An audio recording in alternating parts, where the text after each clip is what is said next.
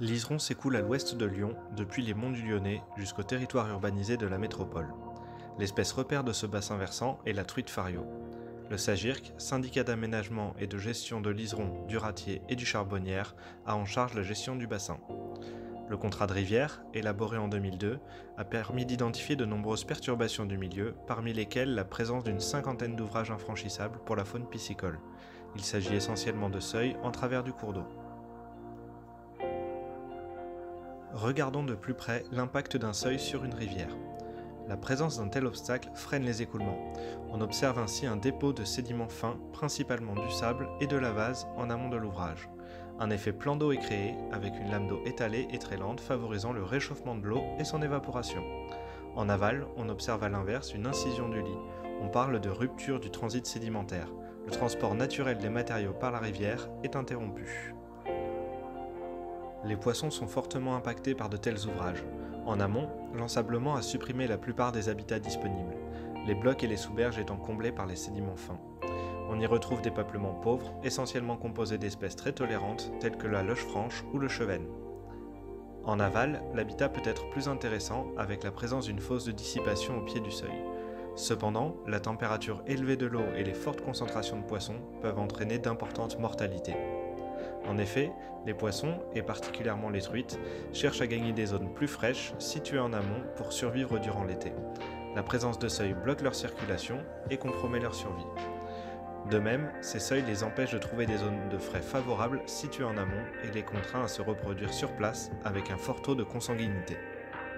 Fort de ce constat, le SAGIRC, en partenariat avec votre fédération et l'association de pêche locale, a lancé une politique de décloisonnement du bassin versant. Ce sont ainsi 35 seuils qui ont été supprimés ou rendus franchissables durant les 15 dernières années.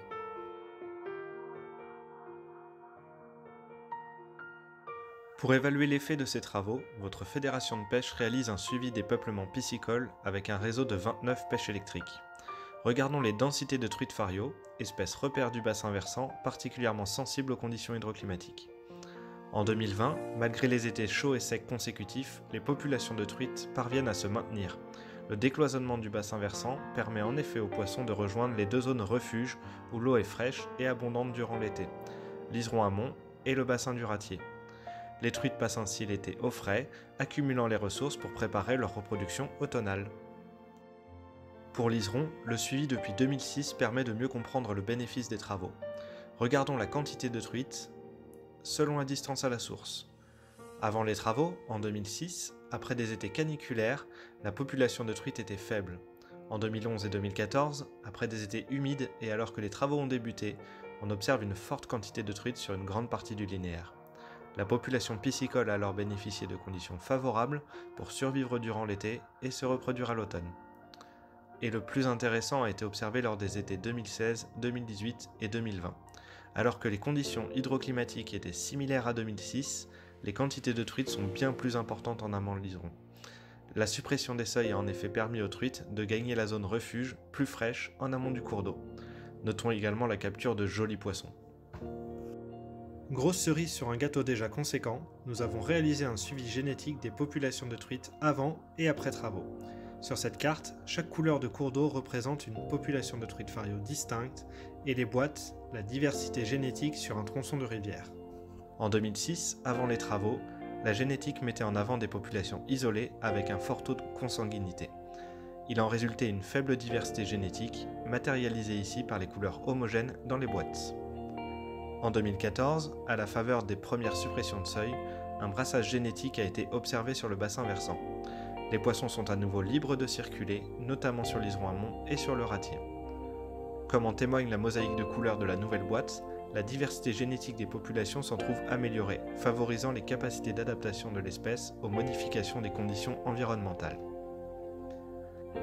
Les derniers résultats génétiques mettent en avant le succès des travaux complémentaires sur l'Iseron amont, mais également le réisolement du Ratier et du ruisseau de Charbonnière vis-à-vis de l'Iseron. En cause, la qualité physico-chimique altérée et les faibles débits qui ne permettent pas le franchissement du seuil de l'étoile d'Alaï. Ces derniers résultats mettent en avant la nécessité de poursuivre les efforts entrepris par nos partenaires pour restaurer l'Iseron. Dès 2021, le seuil de Tafflignon, dernier ouvrage présent sur l'Iseron, sera effacé.